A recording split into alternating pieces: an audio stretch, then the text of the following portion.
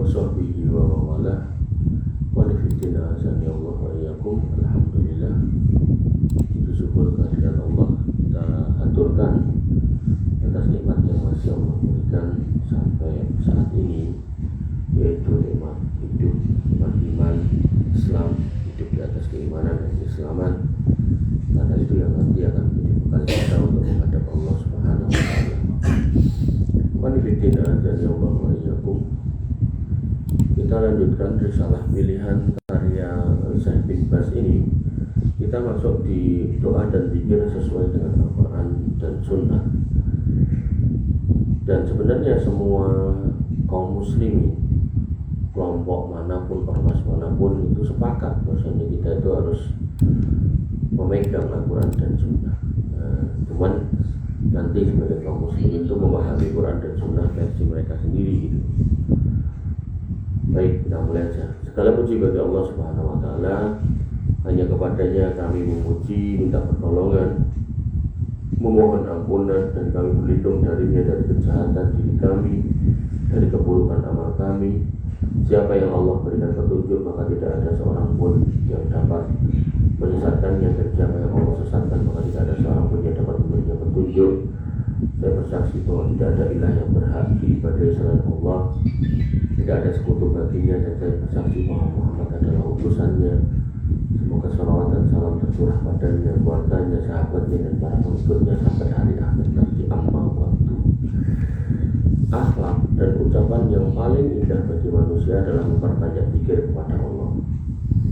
Ya, jadi sebaik-baik ucapan itu adalah ucapan yang baik, dan termasuk ucapan yang baik adalah berzikir kepada Allah berupa membaca tasbih, tahmid, termasuk di dalamnya baca Al-Quran, baca salawat atas Nabi Muhammad SAW, memperbanyak doa kepada Allah, mohon ampun untuk diberi kebutuhan di dunia maupun di akhirat, meminta pertolongan, berlindung kepada Allah dengan keimanan,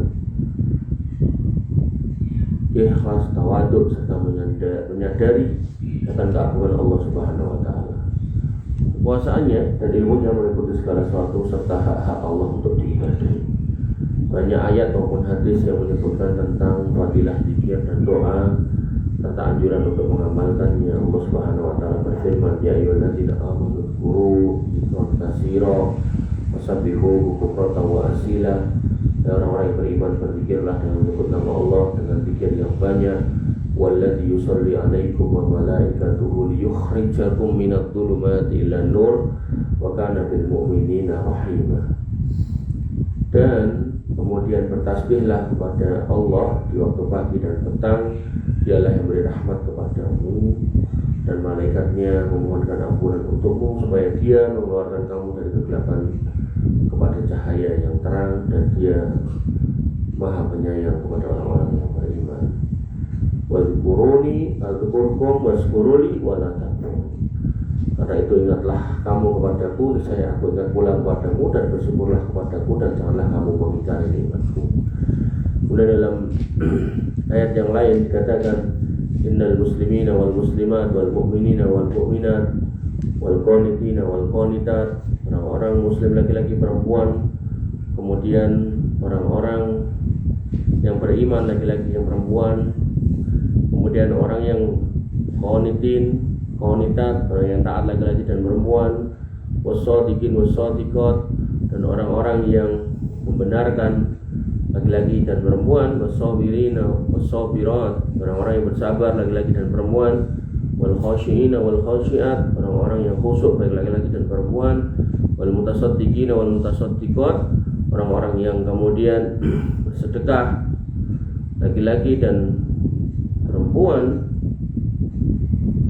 kemudian wasaimina wasaimat, orang-orang yang puasa laki-laki dan perempuan, wal hafidina furujahum wal hafidat, orang-orang yang menjaga kemaluannya baik laki-laki dan perempuan, wadzakirina Allah katsira wadzakirat, dan orang-orang laki-laki yang berzikir kepada Allah dengan banyak dan yang perempuan juga. A'adda lahum maghfiratan wa ajran 'azima. Dipersiapkan di sini adalah maghfirah, ampunan, dan balasan yang sangat besar. Kemudian inna fi khalqis samawati wal ard, sesungguhnya dalam penciptaan langit dan bumi, wa ikhtilafil laili wan nahar, dan dalam pergantian siang dan malam, la ayatil liulil albab, adalah ayat untuk orang-orang yang berakal. Siapa itu orang yang berakal? Alladzi, banyak turun, yaitu alladzina yadhkuruna Allaha qiyaman wa qu'udan. Bentar ya.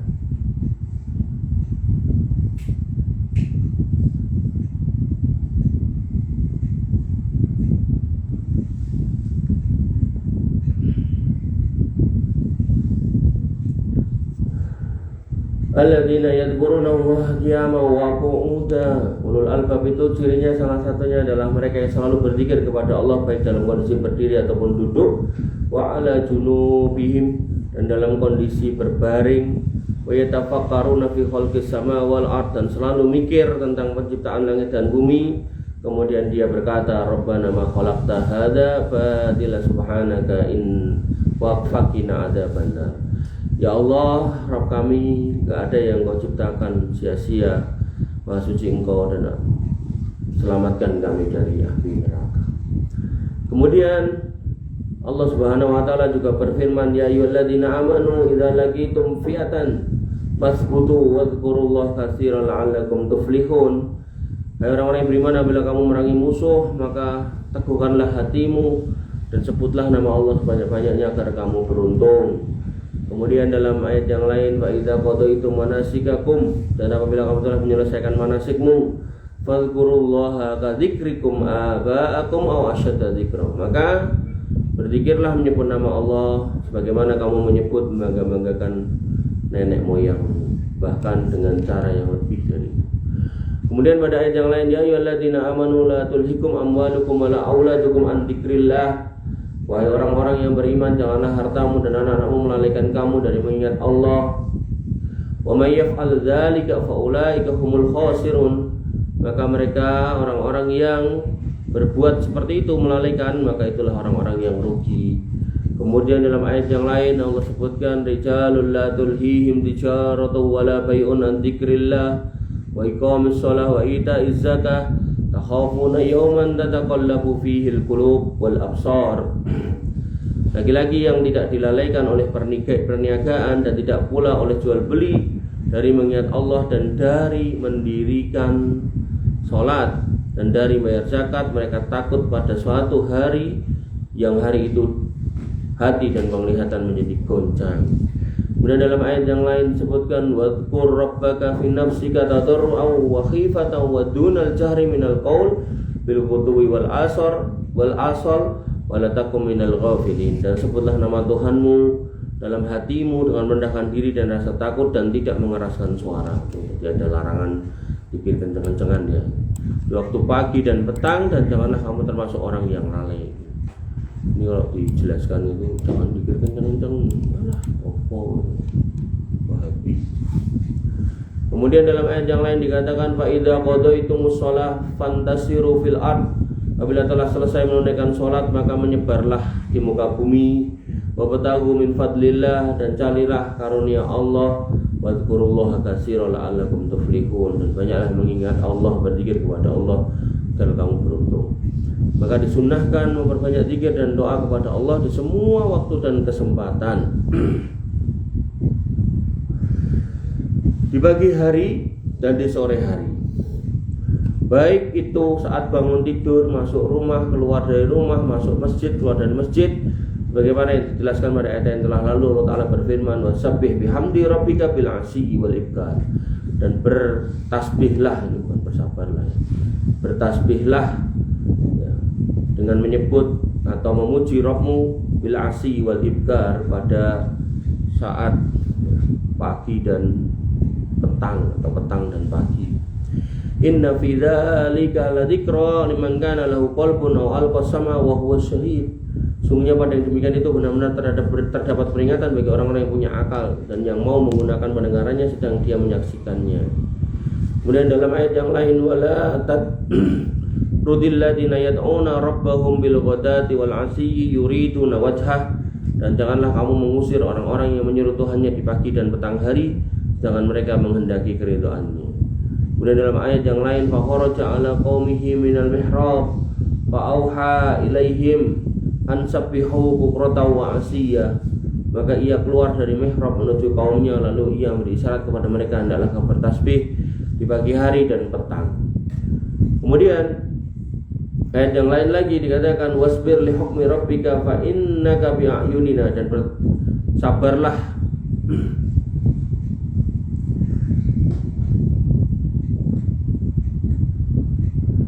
bersabarlah atas hukum-hukum Tuhanmu, fa innaka bi a'yunina, karena engkau dalam pengawasan kami. Wasabbih bihamdi rabbika hina taqum, dan bertasbihlah kepada Tuhanmu Rabbmu ketika kamu sedang berdiri. Wa minal laili fasabbih wa idbaron nujum, dan bertasbihlah kepadanya saat berada di malam hari dan di waktu terbenamnya bintang-bintang, di waktu fajar. Kemudian fasabbih fasubhanallahi hina tusabtus wa subhanallahi hina tumsuna wa hina tusbihun, maka bertasbihlah kepada Allah di waktu kamu berada di petang hari dan di waktu berada di waktu subuh. Walahul hamdu fis samawati wal ard wa asiyya wa hina tudhirun, dan baginya segala puji di langit dan bumi dan di waktu kamu berada petang hari dan waktu berada di waktu duhur. Kemudian waqala rabbukum ud'uni astajib lakum, dan Tuhanmu berfirman, berdoalah kepadaku, niscaya aku akan perkenankan atau akan kabulkan. Innal ladzina yastakbiruna an ibadati sayadkhuluna jahannama dakhirin, sungguhnya orang-orang yang menyombongkan diri dari menyembahku maka akan aku masukkan neraka jahanam dalam keadaan hina. Kemudian pada ayat yang lain, wa idza sa'alaka ibadi anni fa inni qarib ujibu da'watad da'i idza da'ani, dan apabila hamba-hambaku bertanya kepadamu tentang aku, maka jawablah, aku itu dekat, aku mengabulkan permohonan orang-orang yang berdoa apabila ia memohon kepadaku. Kemudian pada ayat yang lain, ud'u rabbakum tadarru'an wa khufyatan innahu la yuhibbul mu'tadin, berdoalah kepada Tuhanmu dengan merendahkan diri dan suara yang lembut. Kemudian Allah tidak menyukai orang-orang yang melampaui batas. Wala tufsidu fil ardi ba'da islahiha, dan jangan merusak di atas muka bumi setelah Allah memperbaikinya. Wa ta'uhu khawfan wa tama'an, dan menyerulah, berdoalah kepadanya dengan penuh rasa takut dan penuh harapan. Inna rahmatallahi qarib, sesungguhnya rahmat Allah itu dekat, minal muhsinin, dari orang-orang yang berbuat baik. Kemudian pada ayat yang lain, amma yujibul muddarra idza ta'ahu fayaksifus su', atau siapakah yang perkenankan doa orang yang dalam kesulitan apabila ia berdoa kepadanya, dan yang menghilangkan kesusahan. Kemudian diriwayatkan dari Imam Muslim dari Uqbah bin Amir radhiyallahu an, ia berkata, Rasulullah SAW keluar sementara kami di dalam sufah emperan masjid. Beliau bersabda, ayyukum yuhibbu ay yaghdu kulla yawmin ila badhana aw ila aqiqi fayati minhu binaqatain qaumawain min ghairi ismin wala qad'i rahim.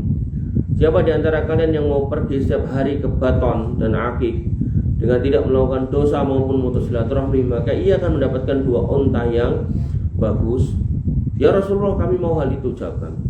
Beliau bersabda, sungguhnya jika kamu pergi ke masjid lalu mengajar dan membaca 2 ayat dari Quran, maka itu lebih baik dari 2 ekor unta, atau 3 ayat lebih baik daripada 3 ekor unta, atau 4 ayat lebih baik dari 4 ekor unta dan dari sejumlah unta. Imam Bukhari rahimahullah meriwayatkan dari Utsman radhiyallahu anhu dari Nabi SAW, khairukum man ta'allama al-Qur'an wa 'allamah, sebaik-baik kalian adalah yang belajar Quran dan mengajarkannya. Kemudian dalam riwayat lain Nabi SAW bersabda, iqra'ul Qur'an fa innahu ya'ti yaumal qiyamah syafi'an li ashabi, bacalah Al-Quran karena sesungguhnya ia akan datang pada hari kiamat dengan memberi syafaat bagi orang yang membacanya. Kemudian dalam riwayat Sahih dan Sahih Muslim dari hadis An-Nawas bin Sam'an, dia berkata, saya mendengar Nabi SAW bersabda, yu'ti bil Quran yaumal qiyamah wa ahluhu alladhi kanu ya'maluna bihi taqaddamahu suratul Baqarah wa Ali Imran. Pada hari kiamat orang-orang yang mengamalkan Al-Quran akan didatangkan bersama Al-Quran dan surat Al-Baqarah dan Al-Imran berada di barisan paling depan. Artinya kalau kamu baca Al-Baqarah dan Al-Imran dan kamu praktekkan, ya kamu di paling depan. Beliau menjadikan keduanya dalam 3 contoh yang saya tidak pernah melupakannya. Sabda Nabi SAW, ka'annahuma umamatan au dolamatan sautawan bainahuma syarqun au ka'annahuma khazqan min tayrin sawafin tajahan an sahibiha. Keduanya bagikan awan atau mendung yang gelap atau sekelompok burung yang berbaris kemudian memberikan pembelaan bagi ahlul Quran. Dan dari Abdullah bin Mas'ud radhiyallahu an, dia berkata, saya mendengar Nabi SAW bersabda, man qara'a harfan min kitabillah falahu bihi hasanah. Siapa yang membaca satu huruf dari Al-Quran, maka baginya satu kebaikan, dan setiap satu kebaikan akan dilipat gandakan menjadi 10 kebaikan. Saya tidak mengatakan alif lam mim itu satu huruf, tapi alif itu satu, lam itu satu, dan mim itu satu. Qanifidin azani Allah wa iyyakum. Kemudian ketika kita cermati risalah ini tadi yang disampaikan oleh Syekh bin Baz ini, maka kita dapati ya dari mulai judulnya. Silakan pertanyaannya dikirim, silakan Mas Mbak. Dari mulai judulnya, yaitu tentang berzikir kepada Allah dan berdoa. Maka ada doa yang berupa permintaan kepada Allah Subhanahu wa taala. Kemudian ada doa yang berupa sanjungan kepada Allah Subhanahu wa taala. Maka doa enggak selalu bentuknya meminta. Dan kemudian lafaz-lafaz yang pendek ya, itu bisa digunakan untuk selalu mengingat Allah Subhanahu wa taala.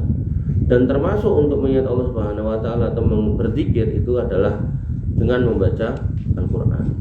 Dan semua dalil-dalil tadi menunjukkan pentingnya seorang muslim untuk selalu membiasakan diri berzikir kepada Allah Subhanahu wa taala atau berdoa atau membaca Al-Qur'an. Nah, bahkan ya toh, sebaik-baik keadaan adalah ketika mereka kemudian ketika membaca Quran atau mempelajarinya mereka faham isinya, yaitu melalui wasilah majelis ilmu.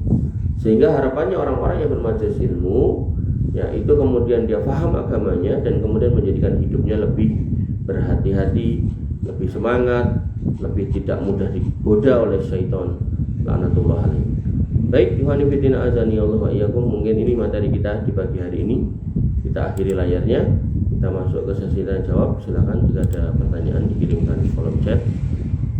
Kita lihat isi pertanyaannya. Pertanyaan pertama, silakan yang lain. Apakah ada batasan aurat yang boleh dilihat saat pengobatan? Tentu ketika kemudian laki-laki, nah, sebaiknya berobat pada laki-laki, perempuan sebaiknya pada perempuan.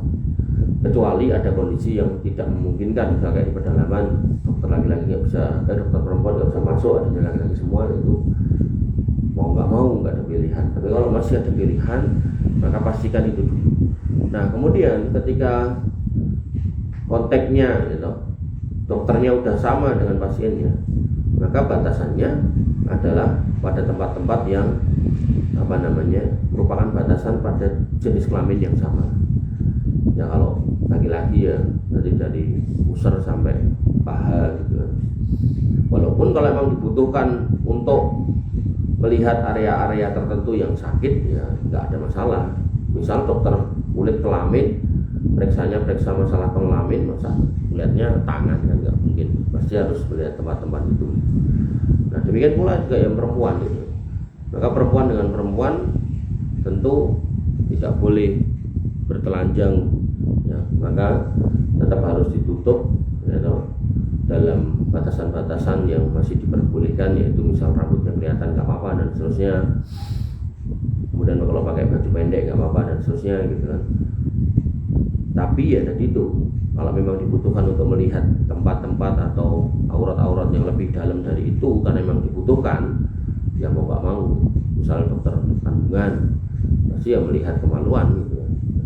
Maka tadi di awal saya bilang, pastikan atau usahakan sebisa mungkin dokter kita itu jenis kelaminnya sama ya, jenis kelaminnya sama, kecuali ada kondisi darurat yang tidak memungkinkan untuk mendapatkan dokter yang sama ya. Wallahu ta'ala. Pertanyaan selanjutnya, ayo yang lain mana? Fajar, Faisal, apa itu namanya, Dava, Amel, Nurma. Sebelum salam saya suka berdoa meminta, apakah cukup dilafalkan atau cukup harus dilafalkan ya. Dalam sholat harus ada gerakan, mulutnya harus bergerak tapi nggak harus berkeluar suara kencang. Ya, misal innaka hamidum majid, Allahumma inni a'udzubika min fitnatil mahya wal mamat, min syarri fitnatil masiihid dajjal, min fitnatil min adabi jahannam gitu kan. Tadi lali mana sholat. Kadang kita itu pas nggak sholat ditanya itu kan bingung, pas sholat refleksnya. Maka ya doa-doa seperti itu, dan itu boleh ditambahi yang lain ya. Artinya Allahumma inni as'aluka ilman nafi'an wa rizqan thayyiban boleh, atau doa minta kaya ya boleh. Allahumma aksir mali wa waladi wa barik li fima ataitani bisa, dan seterusnya. Atau doa Rabbana atina fid dunya hasanah bisa. Dan sebagai anak yang masih punya orang tua, saran saya jangan ditinggalkan doa Rabbi firli wali walidayya warhamhuma kama rabbayani shaghira. Itu penting. Karena ya orang tua menemukan kamu dia akan sopo gitu. Wallahu ta'ala alam. Kemudian pertanyaan selanjutnya, ketika malam Ahad sudah niat puasa foto, tapi malam Seninnya lupa tidak niat lagi malam Ahad, apakah masih bisa hari Seninnya puasa foto? Kan kalau puasa foto niatnya malamnya ya, ketika malam Ahad, tapi malam Seninnya lebih bingung kan? Malam Ahad, malam Senin. Malam Ahad itu berarti puasa di Senin kan gitu. Dan malam Senin puasa buat Selasa. Apakah masih bisa puasa Seninnya lu? Harusnya kalimatnya apakah masih bisa puasa Selasanya kan gitu. Nah, jadi ya iya buat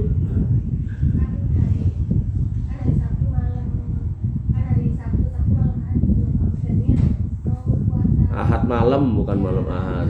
Ahad malam ya. Tapi malam Senin lupa. Oh ya. Bukan malam Ahad ya, Ahad malam ya. Ya. Insya Allah masih bisa ya ini ya. Karena memang sudah dilihatkan dari hari-hari sebelumnya.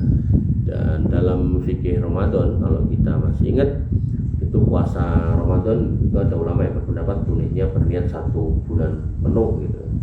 Nah, maka dalam konteks ini tadi ya,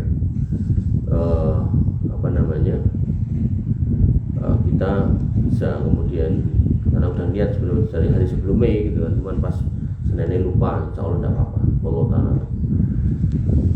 Bertanya apa pendapat tentang orang yang membela dakwah aneh di zaman sekarang, seperti sambil konser musik dan lain-lain, dan alasan masyarakat tertarik. Ya tadi itu bahwasanya semua orang sebenarnya sepakat ya, untuk kemudian memegang Quran dan Sunnah. Itu orang Islam itu mesti jargonnya itu pasti gitu. Tapi begitu kemudian Quran yang mana atau penafsiran yang mana atau Sunnah yang mana, nah, setiap orang itu pasti akan punya versinya masing-masing. Sampai ada ahli tafsir loh gitu, profesor ahli tafsir. Dia mengatakan jilbab itu ya nggak menutup kepala tapi menutup hati. Ahli tafsir. Padahal pendapat kayak gitu nggak pernah ada sejak Quran itu turun sampai hari kiamat, kalau nggak pernah ada.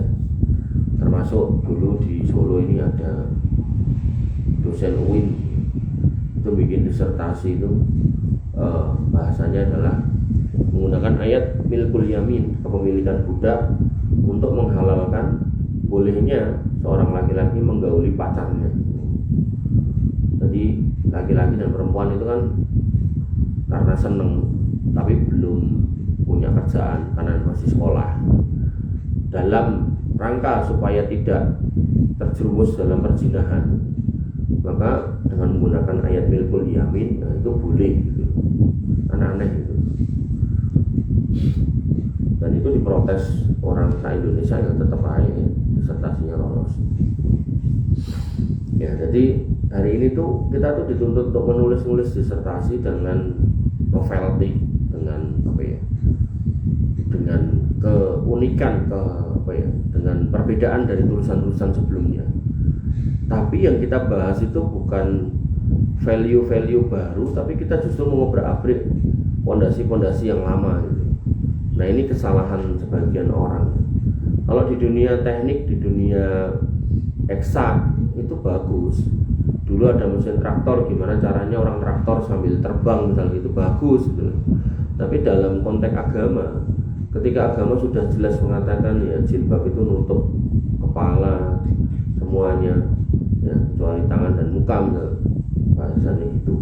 Kok tiba-tiba ada yang mengatakan jilbaban itu ya hatinya. Nah kalau konteksnya orang yang berjilbab hatinya harus diusahakan baik atau akhlaknya baik, itu bagus kalimat kayak gitu.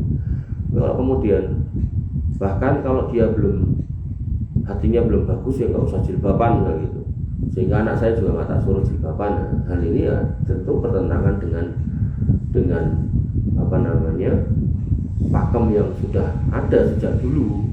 Kalau seorang muslimah itu ya berjilbab. Ya termasuk ketika kita ngomongkan dakwah dengan berbagai macam cara dan model itu kan, maka dakwah ini adalah bagian dari ibadah mahdhah yang Allah dan Rasulnya sudah punya ketentuannya. Ya maka tentu kita nggak boleh nambah-nambahi dengan metode-metode yang memang nggak pernah dilakukan oleh para sahabat. Ya. Maka harusnya kita cukupkan dengan apa yang Allah dan Rasulnya sampaikan dan diikuti oleh para sahabat, dan tentu itu insya Allah hasilnya lebih baik.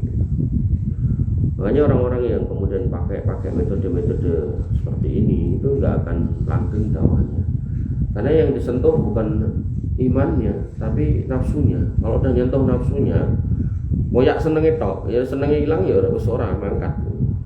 Ini aku mangkat mergo penyanyi ini ayu misal. Saiki pengajian ada penyanyi ini orang ya mangkat gitu loh.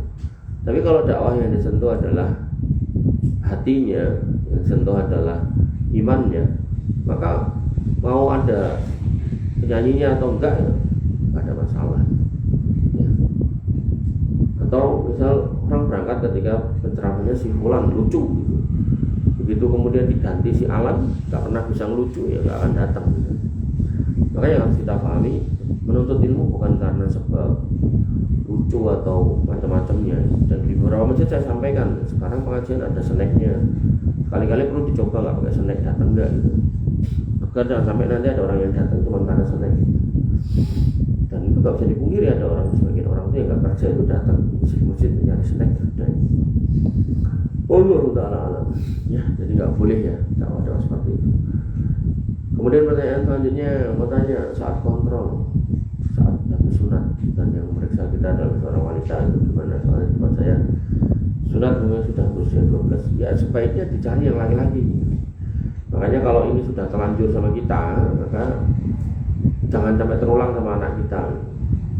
Ya, jadi kalau kemudian judulnya adalah sunat, maka dari mulai dokter yang sunat usahakan laki-laki. Kemudian yang kedua, ya kalau bisa usahakan juga yang ngontrol adalah laki-laki gitu.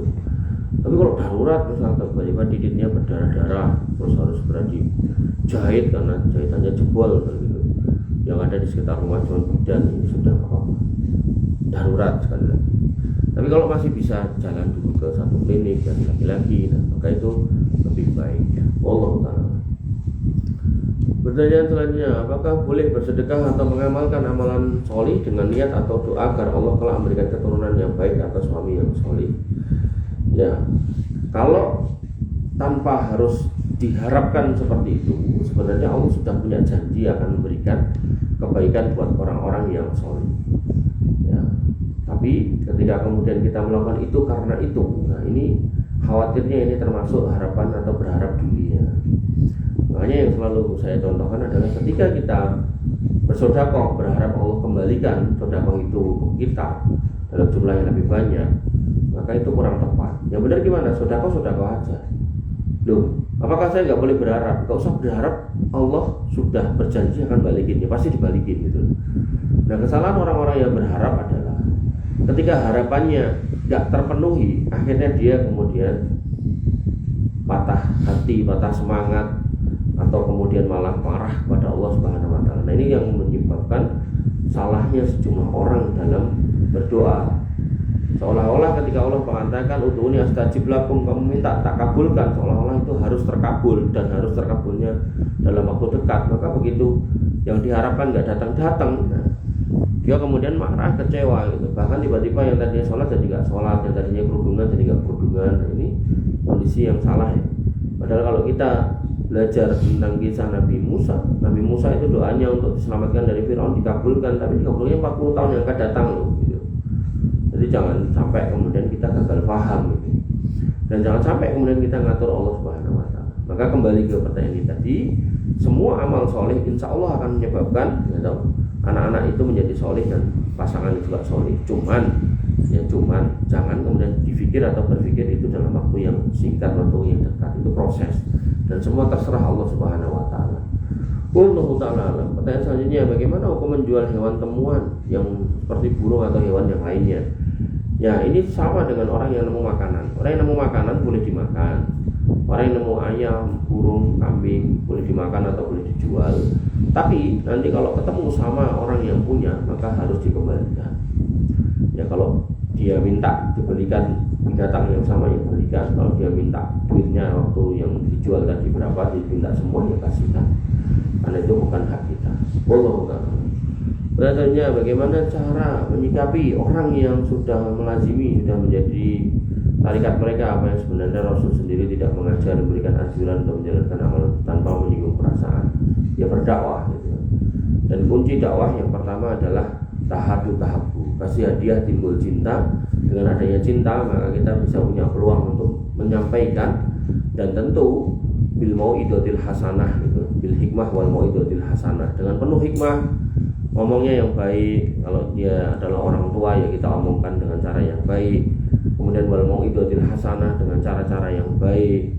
Ya, kalau memang dia atau kita bisa pakai bahasa-bahasa romo, inggil, ya itu lebih baik gitu kan. Tapi kalau nggak bisa, ya pakai bahasa-bahasa yang bisa difahami dan baik.